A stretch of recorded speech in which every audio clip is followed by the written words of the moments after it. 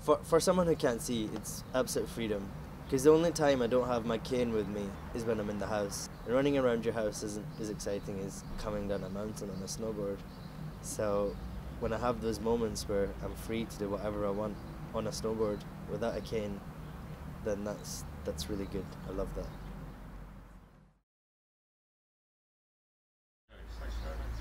Okay.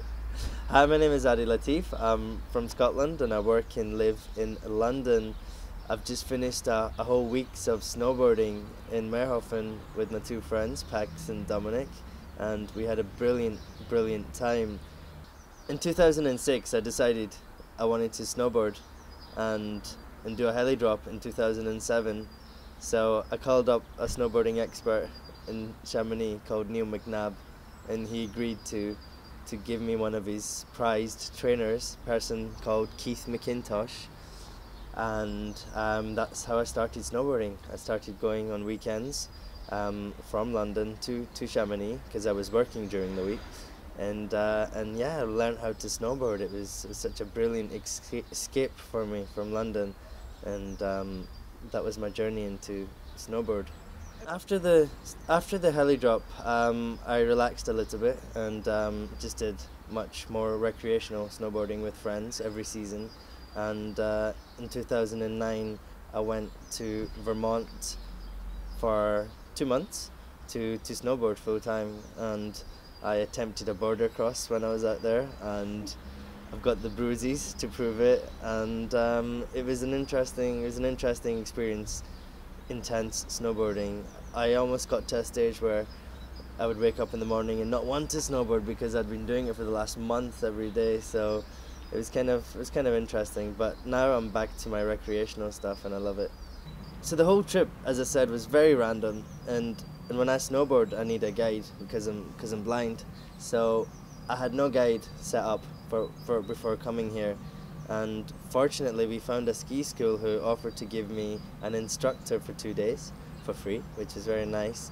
And then after that we just randomly found people who would guide me, and everyone was just so excited to guide, and I was so excited to have so many different guides. It's a fun experience where we had lots of snowboarding but also made lots of good friends.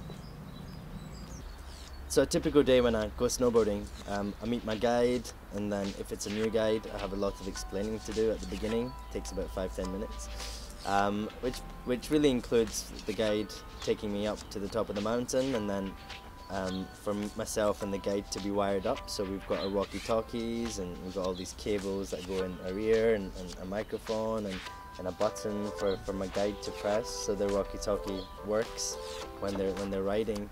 And so I explain all that, and then also we have the directions, because when I'm snowboarding it's really important for the guide to be able to give me the most amount of information in the least amount of words. So for example, instead of saying left and right, we say L and R, and instead of saying take a big right, we say R3. So we have our own language up there. And so that takes sometimes, for a new guide, it takes a little while for them to get used to this new language. But once they're done with it, then it makes the whole experience much faster and much smoother. So that's the bit before.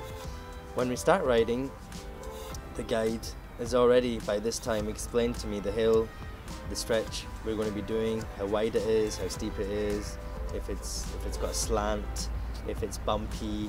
They'll tell me things like that, so I have an idea in my head what to expect.